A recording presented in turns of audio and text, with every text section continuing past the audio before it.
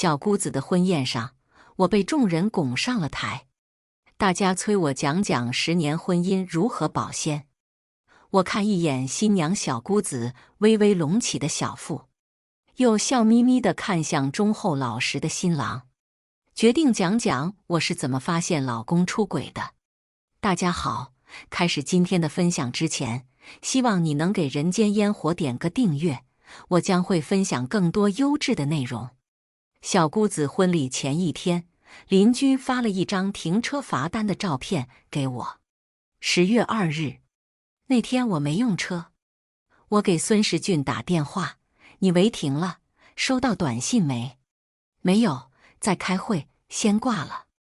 自从年前去了新公司，他忙得脚不沾地，不是在出差就是在开会。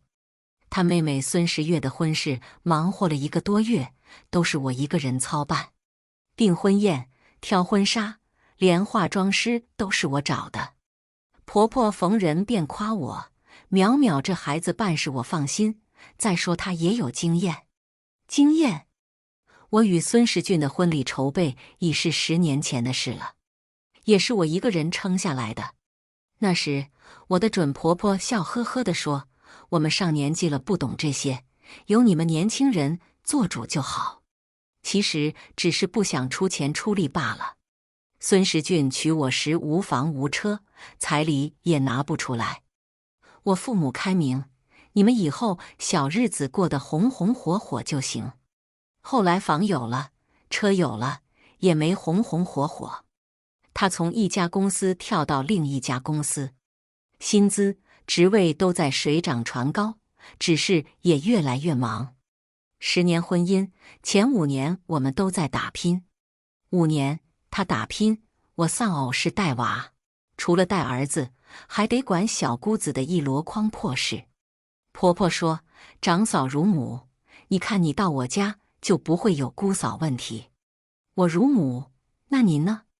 筹备婚礼弄得我一脑门官司，处处都是用钱的地方。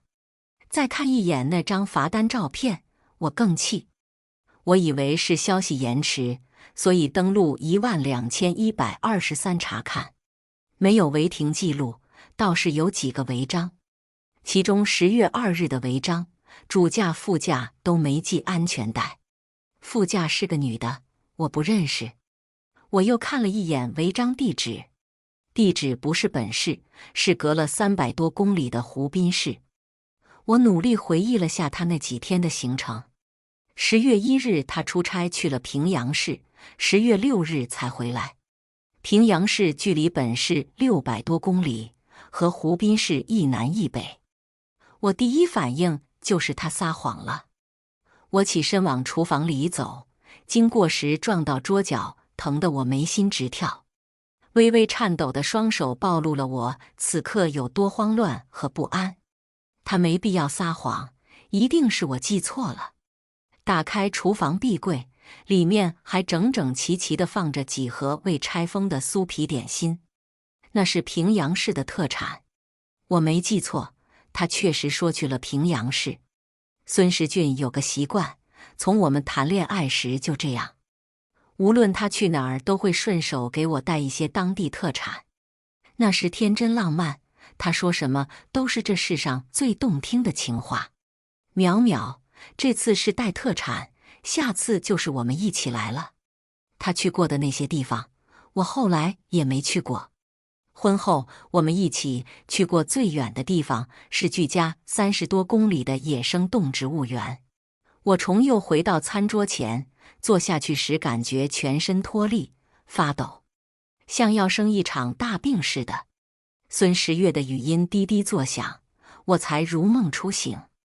已经过了大半个小时，他问我，嫂嫂你出门了没？我一边回他一边换衣服下楼出门。他的婚礼彩排了好几遍，婚庆公司已经烦不胜烦。这可能是他们接过最费劲不好搞的一单。上次彩排，因为孙时月又提无理要求，被拉黑了。我现在被夹在中间，两头都一味地催我。只是此时，我真的毫无心情。连出租车司机都看出了我的情绪不佳。车还没到地方，司机停在了路边。姑娘，下车透透气，咱们再走。人生路还长着呢，不着急。一脸和善的中年人同情地回头看着我，我跌跌撞撞地下来，哇地一声吐了。脑子清醒了点，我想起那个女的，我好像见过。我和孙世俊大学相恋，打破了毕业即分手的铁律。刚毕业我们就结婚了。我父母对他不是很满意，父亲早逝，母亲也没有工作，还有个在读中学的妹妹。家里一点积蓄都没有，全家的担子都在他身上。我父母一眼看透了我们未来的生活必定处处掣肘。他们不是嫌贫爱富的人，但也不想我以后吃苦。于是孙世俊拍着胸脯跪在地上发誓保证，我会给淼淼一个最幸福的家。这10年，我们的生活确实不断在改善。抛开家庭生活中的鸡零狗碎，我也以为嫁给了爱情。虽然他恋爱时说过的很多话都没有兑现。淼淼，任何时候你都可以有意做自己。婚姻只是让我可以名正言顺地保护你。女孩子当然也应该有一份自己的事业。事实却不是这样的。我要满足婆婆的各种莫名其妙的规矩。要身兼母职照顾小姑子的情绪，要自己带孩子。深夜孩子哭醒的时候，老公只会睁着惺忪睡眼，一脸抱怨。我明天还要早起出差，我只能悄无声息地抱着孩子去客厅哄睡。明明我也是需要早起去上班的，就像现在，我要忍住要爆发的情绪。孙时月又在挑刺婚庆公司搭的花顶不够华丽，准新郎江童一脸尴尬地陪在他身边，大气不敢出，只求救地看向我。他还要问我，嫂嫂他们太敷衍了，尾款别轻易给啊。尾款？我面不改色的只听不说。他非要把一桩喜事弄得一地鸡毛，是他自己的事。以前我可以忍忍，以后不忍了。孙家媳妇这个身份头一次让我有了反胃的冲动。回到家已经凌晨，孙时俊早睡得鼾声大作，手脚张开占了大半个床。我在黑暗中看着他，只觉恶心，想吃一碗喷香的馄饨，最后一口才发现碗底躺着死透的苍蝇。我咳嗽了一声，朝他枕边伸手轻晃了下，没有任何反应。我拿了手机，蹑手蹑脚地去了客厅。密码130848，正确。孙时俊一直不知道他的密码，我一清二楚。结婚头几年，我还3不5时查查岗，查查手机。后来日子乏善可陈，也没了查的必要。我先查看了他的微信，除了和亲戚、同事、朋友的消息，没发现什么可疑的聊天记录。我琢磨了片刻，打开运营商的客户端，查看10月2日当天的通话详单。孙时俊有个习惯，喜欢打电话。他总说微信发消息打语音麻烦，不如电话沟通起来利索。我想他们之间总会有通话联系的时候。从10月1日看到10月6日，发现了几个可疑号码。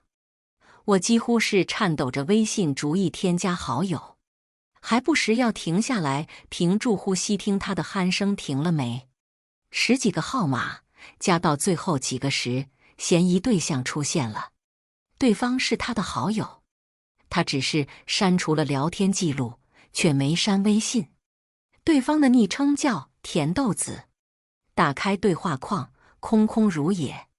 可再看看二人的头像，我心都凉透了。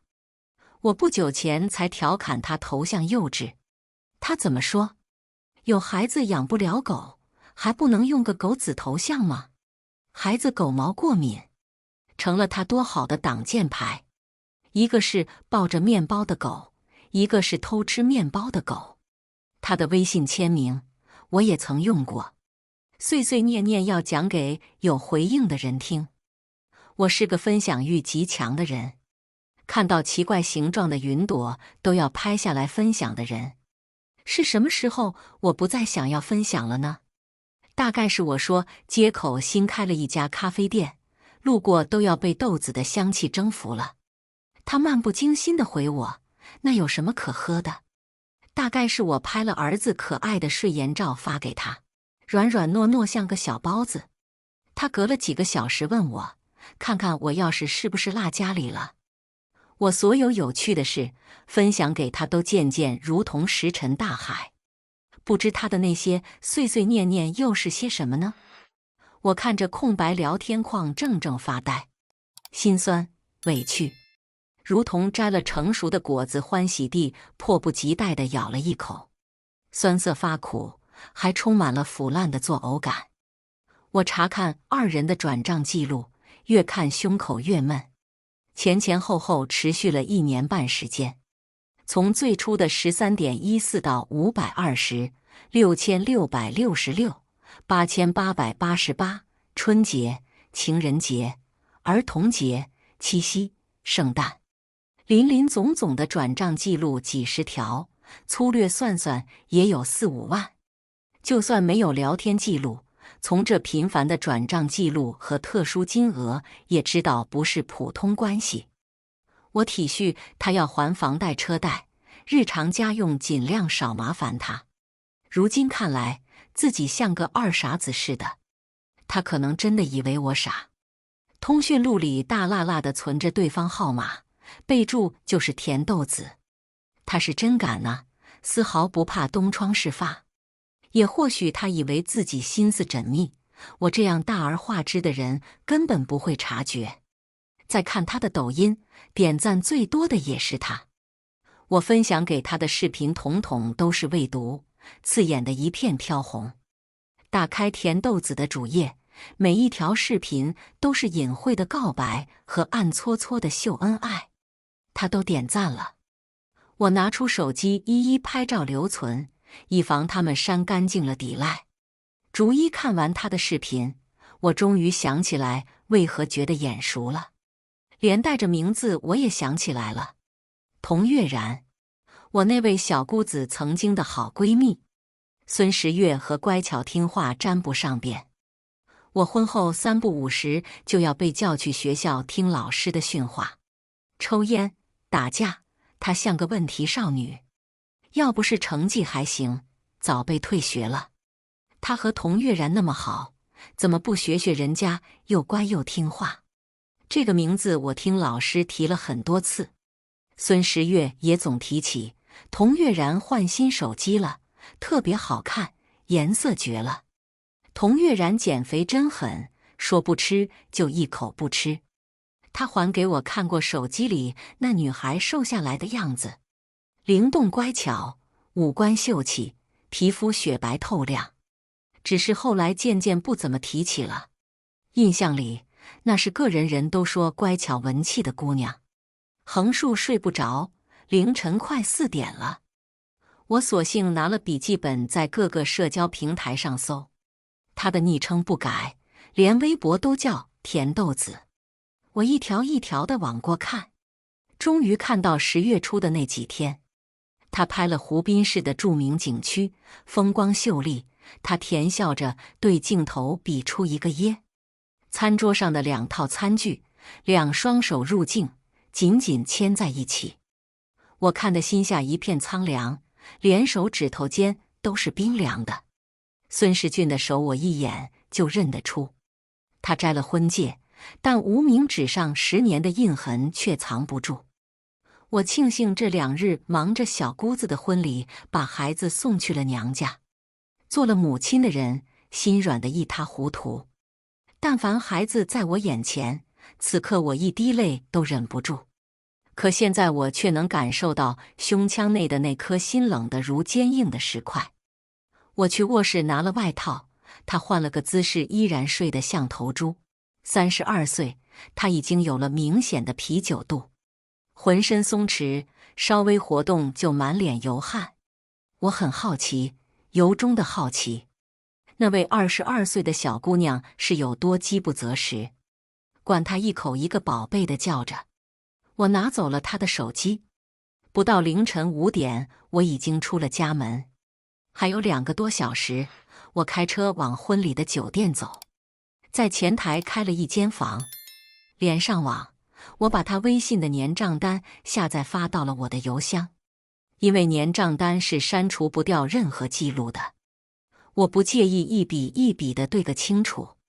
10月2日的消费记录和他手机一一比对，女装、女鞋、首饰、手表、景区门票预订、餐厅消费一条龙，记录都是湖滨市，连那几个违章的时间地点都对上了号。再往前继续翻，酒店预订和各种房间内的消费记录也都找到了。我在预订网站上看了看，11期间酒店溢价1晚4000多。孙时俊在他身上是真舍得花钱呢。1个月往我们共同账户打的生活费也不过5000出头，偶尔需要外宿，他订的都是便宜实惠的快捷酒店。女装店里给女孩消费记录没有一次下过2、3千的。我现在知道他为何年前着急要跳槽到这家薪酬高却前景有限的公司了。接下来是查询半年的通话详单，我也一一传回邮箱。他手机里的所有记录我都录屏、拍照留存，然后我核算了他的转账记录总额47960元。凌晨6点50分，天微微亮起，甜豆子发来一条消息：太阳起了，我也起，我是人间小甜豆。几秒后又进来一条：一会我们就见面了，好想在所有人面前亲吻你。我笑了，挺好，这画面我也很期待。7点10分，孙时月给我打电话：嫂嫂，你在哪儿呢呀？我敲门，听见里面急急跑出来的脚步声。门打开，他穿着婚纱，脸上是化了一半的妆容。我哥打电话过来说找不到你，他说睡醒你人没了。我笑呵呵地看着他，不慌不忙地进门。他拿什么给你的打的？我着急过来拿错手机了。我晃了晃手里的机子。孙时月没反应过来，他问邻居借的，说手机丢了，他没打给我。我想他此刻大概还意识不到自己暴露了，毕竟他不知道我知晓他的密码。可他一定有些心虚，所以忙中出错，借电话打给妹妹，却没打给我。我和平常一样，神色自如地帮他藏婚鞋，不时调侃2句：一会别自己拿出来，让江童多找一会儿。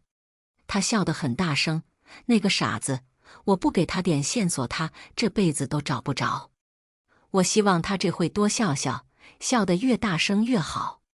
既然他们兄妹都喜欢把人当傻子逗弄，那我也不介意再配合演出一会儿。这些年帮他收拾烂摊子，已经让我身心俱疲。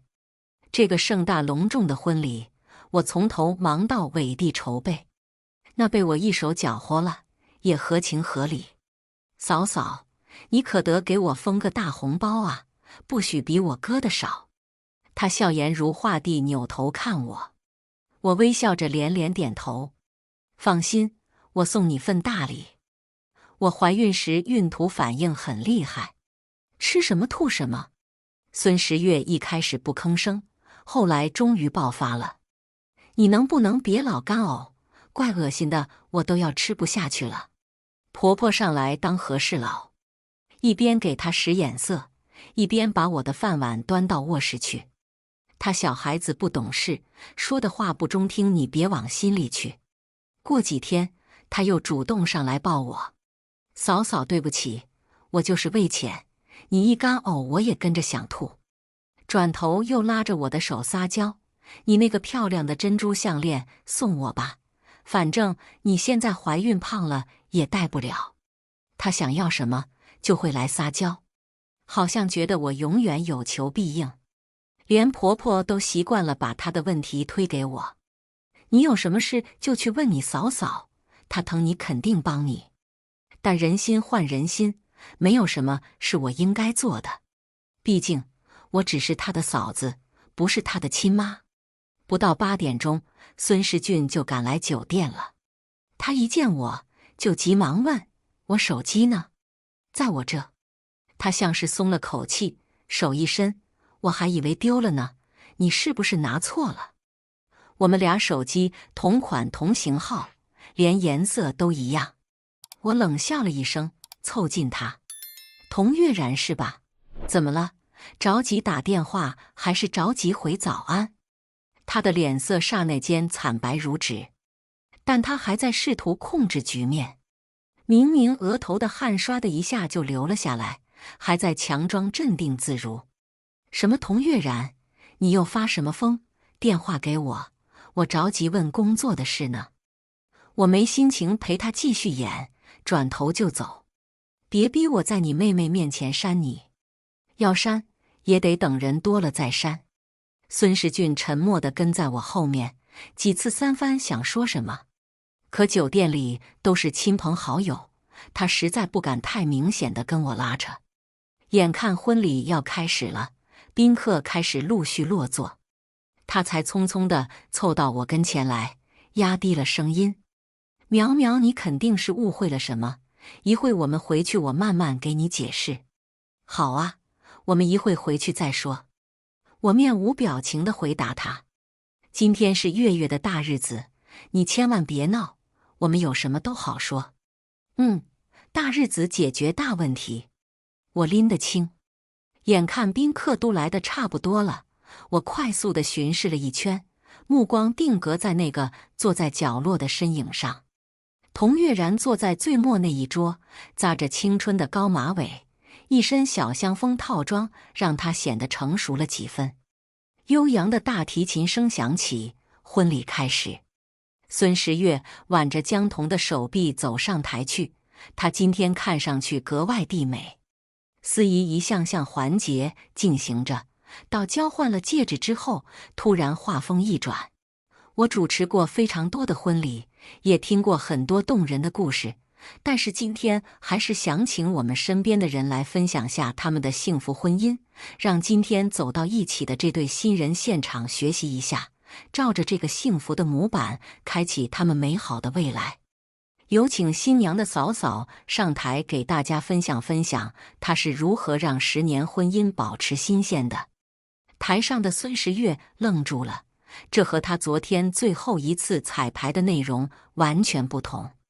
台下宾客也有些愕然，但很快的就开始鼓掌起哄，八卦的心理作祟。我不理会试图拽住我的孙时俊，径直拿了话筒走上台去。结婚10年，从大学校园走到年过30，我想比起如何让婚姻保鲜，大家更想知道些别的。我看到孙时俊急急想要冲上台来，却被我早早叫来的朋友死死地拖住了。比如我是如何发现老公出轨的，我从那张罚单说起。该庆幸婚庆公司是我找的，钱也是我付的。更该庆幸孙时月一点脾气都不收敛，把人全得罪光了。超宽屏的投影原本是孙时月强烈要求安排的，为了播放他拍的美美的婚纱电影，现在正好用来投屏他哥哥的手机。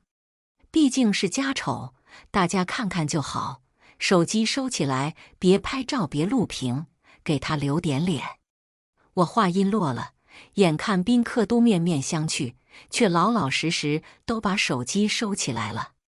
孙时俊被我们共同的好友按住，婆婆急哭了，场面异常混乱。微信对话框点出来的时候，我眼看童月然脸白了几分，站起身来准备走。麻烦最边上桌的那位先坐下，好戏才开场，怎么能急着走呢？满堂宾客都往门口方向看，童月然满脸通红的又低头坐下。该从什么时候说起呢？我看向孙时俊，他此时如果能挣脱，大概恨不得冲上来杀了我。从我们情真意切的相恋说起，我怕自己会忍不住泪目。你的锁屏密码是我们结婚的年月和宝宝的生日，你说我该夸你深情呢，还是该说你蠢？转账记录在大屏幕上滑动。1年半的时间里，大小节日他都在勤勤恳恳地转账。虽然没有任何备注，但1314、520这样特殊的金额胜过千言万语。这就是我结婚10年的老公，连一束花都舍不得买给我的人。我目光灼灼地看向童月然的方向，他低垂着头，大概恨不得此刻自己是个透明人。47960元，1分不少，请你赚回来。我好笑地看着站在台下的婆婆，她恼恨地瞪着我，嘴里咒骂着。孙时俊已经放弃了挣扎，垂头丧气地趴伏在桌上。这可能是他人生中最受瞩目的时刻了。半年的通话详单显示，你们每个月至少要打50-60通电话，平均40分钟以上。孙时俊，我很好奇，你连接宝宝的视频都没有空，怎么有空出轨的？消费记录一笔笔晒出来的时候，婆婆的脸都黑了。她这辈子特别抠搜，恨不得1分钱掰2半儿存起来。丈夫因病早逝，医药费直到孙时俊大学毕业才还清。她没有固定工作，如今也没有退休金。我知道她总是偷偷在家里给自己攒一点，甚至还想把我的嫁妆一点点抠过去。现在知道自己儿子给外面的女人买条裙子都2-3千块，不知作何感想。我们现在住的是2手房，我和孙时俊一起没日没夜加班存够首付买的一套老破小。在这房子里，一家4口挤了3-4年，直到去年才又给婆婆买了一套，想让她留着养老。她口口声声让我体恤的人，每个月是这样在外面撒钱的。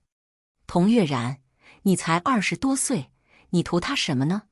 孙时月愕然地抬头朝他看去。怎么是他？早10年你看上他我还能理解，那会他风华正茂，还特别会看人眼色。我滔滔不绝地说，原本有些微微颤抖的手都不觉得冰冷了。孙时俊是有过让人流连忘返的青春的。他俊朗风趣，懂得照顾人的情绪，因为他太会看眼色。他第一次去我家，没什么钱，只买了2兜子水果，却从进门那一刻起，忙里忙外地把家里所有的活干了一遍。我妈对他印象很好，说他是个眼里有活的人，和现在的年轻人不一样。只是在婚姻生活的10年里，他却绝不是这样的。他没洗过一个碗，油糊到了都不知道扶起来。回家脱了脏衣服脏袜子，就如一滩烂泥般躺在沙发上玩手机。他总说自己工作累、心累，那些勾心斗角让他疲惫不堪。可谁不是这样呢？有了孩子，他只说压力更大了，却看不到在孩子成长过程中他作为父亲这个角色的缺失。不哭不闹的时候抱一下罢了。这个人在跟我结婚的时候承诺过要给我一个幸福的家，结果却在我丧偶式带娃的过程中，潇潇洒洒地和别的女人滚到了一起。我看向婆婆，她重重地喘气着，捶胸顿足，已经跌坐在了地上。再环顾四周，20多桌宾客里有孙时俊的同事朋友。我想我也许是最后一个知道这段荒唐事的，但既然戏已经开场，倒不如把孙家最后的一点遮羞布也揭开算了。我看一眼台下一脸忠厚老实的新郎官江童，又把目光转向憋着一脸委屈的孙时月。那件雪白的婚纱穿在他身上也遮不住微隆的腹部。他此时或许猜到我要说什么了，又惊又惧地连连摇头。可我的话已经出口了，大家应该都知道这对新人是双喜临门吧？只可惜孩子不是新郎官的。他刁蛮任性要来的婚礼有多盛大，如今就有多狼狈。我承认我报复心在这一天里达到了顶峰。如此痛苦的一天，既然同为孙家人，那大家都别好过。孙十月哭得撕心裂肺的，也留不住铁青着脸愤然离席的江童。凭什么他玩够了，就要伪装起来找个老实人托底呢？这世上的老实人也不每个都运气那么差。现场一片混乱。等我在几个朋友的帮助下挣脱开婆婆的撕扯，童月然已经悄悄溜了。孙时俊红着眼，咬着牙朝我直直冲过来。我毫不客气地狠狠一巴掌扇了上去。他当下愣在原地，捂着脸不可置信地看着我。笑话，每天抱着几十斤的孩子，我这一巴掌的力气还是有的，手火辣辣的疼。我冷着脸看他，证据我都存了，你老老实实的回去给我说清楚，兴许我还可以看在孩子的份上原谅你。他闷闷的不作声，站在原地不动。我懒得再说，径直出门上车。刚发动车子，他拉开车门坐了进来。一路上我们谁也没说话。开门到家，我换鞋，他突然扑通跪在了地上。孙时俊哭得鼻涕眼泪横流，嘴里不停地求我原谅。他发誓诅咒地说自己错了，刚刚一路上都在后悔。我懒得听，却还得装下去。手机暗中开了录音。我佯装镇定地走到餐桌前坐下。原谅可以，我们把事情都说清楚，你也不想我以后几十年心里有疙瘩。他沉默了片刻，走过来坐在我对面。第一件事当然是算账单，把钱要回来。我拿他的手机直接拨过去，童月然第一时间接了。我是孙时俊的老婆，他给你花的钱一分一毫我都会算清楚，一会发给你，下午5点前转过来。他只回了一个字好，挂断了。调账单，看他的网银流水，前前后后算下来9万8。我让他自己发语音过去。他默默地按下语音，声音都带些颤抖。9万8，5点之前转过来。放下电话，他整个人像是力气都被抽走了，瘫软地坐在那。接下来我开始复盘他这1年多来的行踪，问他什么时候勾搭在一起的。他说前几年就加了微信，只是没怎么联系过。去年他找工作，主动问他才开始见面。行程听得越细致，我越想去厨房拿刀。我带儿子去外地看病，他偷偷去找他。我去外地出差，他偷偷去找他。连我们吵架，我气得回娘家才1晚，他也迫不及待地约他去酒店。通话详单上的时间更是诛心。给我打完电话，立刻就给他打了过去。他惴惴不安地说完，小心翼翼地抬头看我的眼色。媳妇，就这么多了，我以后跟他断干净，你能原谅我吗？滴滴，短信提示，他把钱转过来了。我没做声，二话没有直接转我卡里。原谅？我笑了。孙时俊，如果今天是我出轨，你会原谅我吗？我当着他的面，再一次拨通了童月然的电话。这一次他不接，我继续打，直到他接起来，没好气地反问我：你到底还想怎么样？我都让他气笑了。你们俩平时都是这么分享碎碎念念的，说来听听。我洗耳恭听。童月然粗重地喘息着，一声不吭。孙时俊大气都不敢出，垂着头在一旁蹲着。你说你找他有什么意思呢？喜欢他的啤酒肚还是时间短？他1不算有钱，2不算帅，你是没人要了，还是就爱捡垃圾？连别人睡了10年的你都不嫌弃。他现在蹲在这求我原谅，我这么说你，他连一句话都不敢反驳。你说你要他做什么呢？我挂了电话，想想还是不解气。童月然知道他已婚还和他厮混在一起，确实可耻。可自己的枕边人难道不是更贱的那个？我拿出纸笔扔到他面前，他慌乱地看着我：“媳妇，求求你原谅我一次。宁愿相信猫不偷腥，都不可能相信一个出轨的男人不会有第二次、第三次。少废话，协议离婚。如果你不想闹到法院的话。”他整个人彻底瘫在地上了，好半晌才爬起来，认命地拿起纸笔开始写：房子、车子、孩子归我，他每个月拿1万抚养费，另外再补偿30万精神损失费给我。这几乎是他账户里全部的存款。净身出户，这是他背叛10年婚姻的代价。弄完这些东西，差不多下午6点。我算算时间，从邻居拍那张罚单照片给我，不到36小时，我走到了这一步。接下来是提交协议，申请办理离婚手续。我把他的衣物收拾好，直接扔到了楼道里，当天就换了门锁。婆婆和孙时月当然不肯善罢甘休，跑来闹腾了几趟。我索性直接给孙时俊打电话，让他自己来解决。你如果不想我去电台，去你们公司告诉每个人你是如何出轨的，就自己解决你妈妈和妹妹的问题。他在这点上终于有用了一次。可是在离婚问题上，他可能回过神来了，绞尽脑汁的想要挽回，跑去我父母那里跪在地上哭着求谅解，被我爸妈用拐棍一路撵到了院子外面。孙时月就闹得更欢了，他给我们相熟的朋友们说我霸占了他家的房子，现在他和年迈的母亲没地方住，连婚事都被我搅黄了。我没多解释，这世上瞎眼的人不多，他还没本事把白的说成黑的。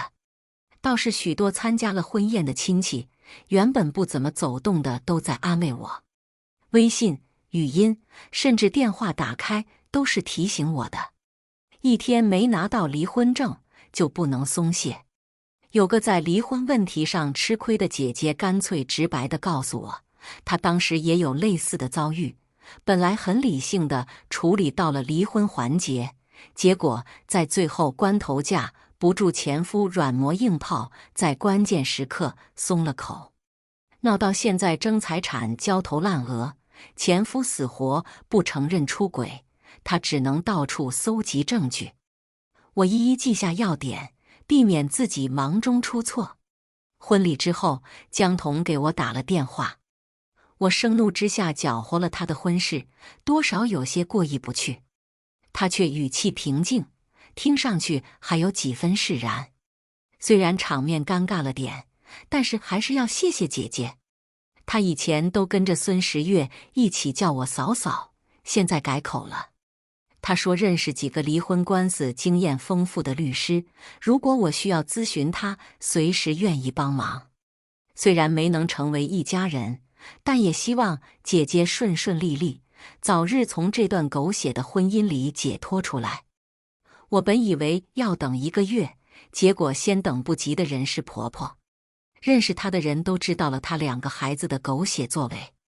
她比孙时俊还要脸面，眼看这事闹得连儿子的工作都受了影响，她终于坐不住了。